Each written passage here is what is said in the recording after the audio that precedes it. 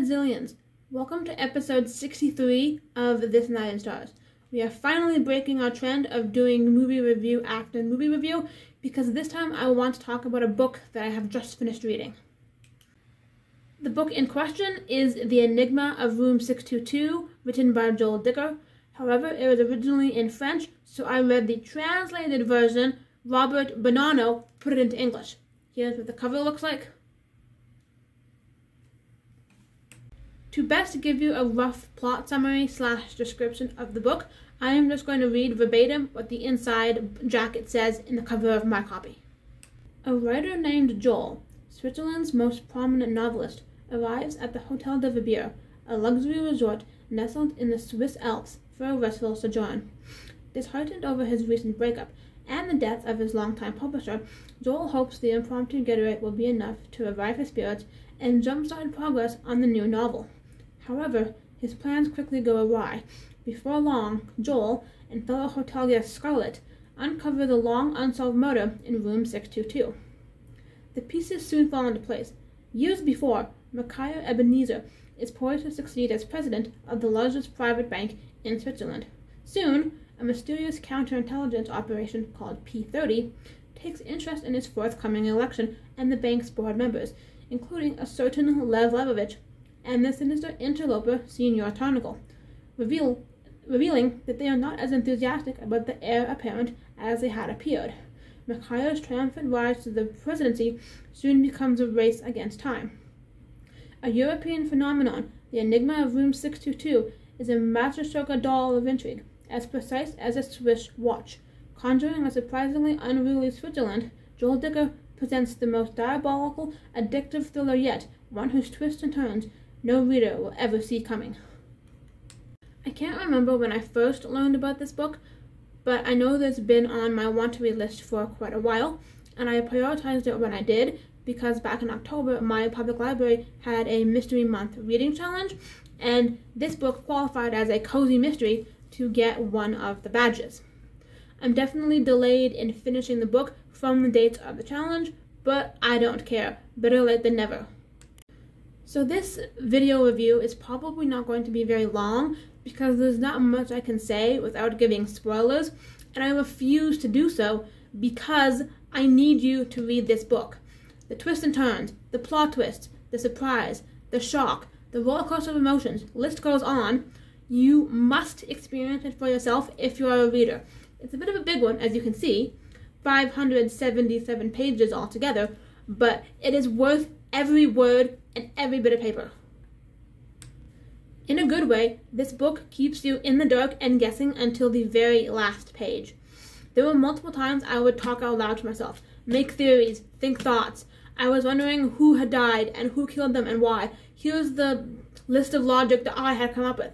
But in the end, all I learned is that I was wrong. The truth gets revealed. The answers to my questions get revealed the more pages that I read, and nothing is as you expect. You think one thing, and then psych, it's entirely different. And even when you think you've learned what's different, psych, it's different again. There's a third way. In this novel, there are multiple different timelines / plots that all intersect, and the author did a very good job of making them clear, concise, and organized. I was never once concerned about whose POV it was because the whole book was third-person omnipotent, and as well, whenever we were changing from one timeline to the next, they would have text written in. For example, it would say 15 years earlier, and then you would know, okay, we've jumped 15 years back in time. We had the 2018 present-day timeline. Joel and Scarlett were trying to solve the murder mystery. Sometimes there'd be a little bit of backstory when Joel tells Scarlett a story about his deceased publisher, but for the most part, we're in 2018. We had a timeline leading up to the murder, so it was a few months prior to that. All the bank members were prepping for the big gala. We had a 15 years earlier timeline, so 15 years prior to the murder with our same cast of banking characters. And then we had a timeline that was even farther back than those 15 years. Like Lev was still a child working at the hotel before he came to the bank, for example. There is one little piece of spoilers that I will put in this video, which is a screenshot from my Goodreads review. You have been warned. Skip ahead if you don't want to see it.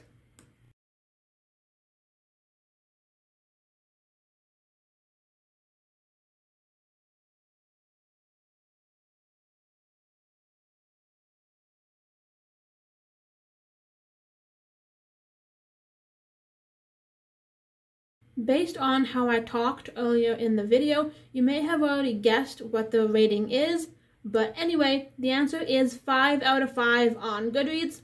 However, this is not in stars, uses a scale of 10, so it translates to 10 out of 10. This book gets a 100%. It is phenomenal, excellent, amazing, incredible. The synonyms of praise could go on forever. I love this book, I adore this book, and I cannot recommend it highly enough. If you are a reader, you need to read it. If you don't already like the murder mystery thriller drama, I'm hoping this will convert you because it is fantastic, phenomenal. Just to help put into context how great this book is, I've rated multiple books 5 stars on my Goodreads. I enjoyed them, I love them, yada yada. It's just that for a number of reasons I didn't choose to make videos on them. But this book stands above all of those, and I wish that I could rate more than 5 stars. And all the other books that are 5 stars, as I said, deserve to be 5 stars. I'm not going to make them 4 stars, because then 4 becomes 3, 3 becomes 2, 2 becomes 1, the whole system is thrown off. I have to have this be a 5-star book, and also those ones. But if there was a way to give it more than 5, I definitely would. Another thing is that I'm a person who reads between 30 and 100 books a year on average. It depends what exactly I'm reading, but between 30 and 100 on average. And my favorite book is called Bubble World. I'll put a picture on screen. If I recall correctly, I read that book in grade 8. So that's back in 2014, almost a decade at this point. And all the books that I've read, nothing has taken the slot of being my new favorite. Like I said, Bubble World has stood for a decade. But this book, Enigma of Room 622, might finally steal the cake. After a decade of Bubble World being the #1 best book of all time, here comes Enigma to steal the crown. And if me telling you that this book is going to dethrone or at least tie for best book of all time with Bubble World does not convince you to read it, then I don't know what else will. I've been using Goodreads since 2017. Currently, I've read 498 books. I'm just shy of 500, but I've been reading books for years prior to using Goodreads. Like freaking 15 years roughly. I've read now is 3. So let's just double that and say a cool 1,000, give or take. Multiple books are 5 stars. Multiple books I recommend, adore, etc. But this one and Bubble World are some of the best of all time, and I've read 1,000 books. So if that doesn't tell you everything you need to know, then I'm not sure how else to convince you. Before I ramble and rant for too long, let's wrap up this video. If you enjoyed it, please drop a big like down below. Subscribe if you're new, so you don't miss any of my future content. If by chance you've already read the book, please comment down below what you thought about it. Follow me on social media, always linked in the description. And aloha till next time!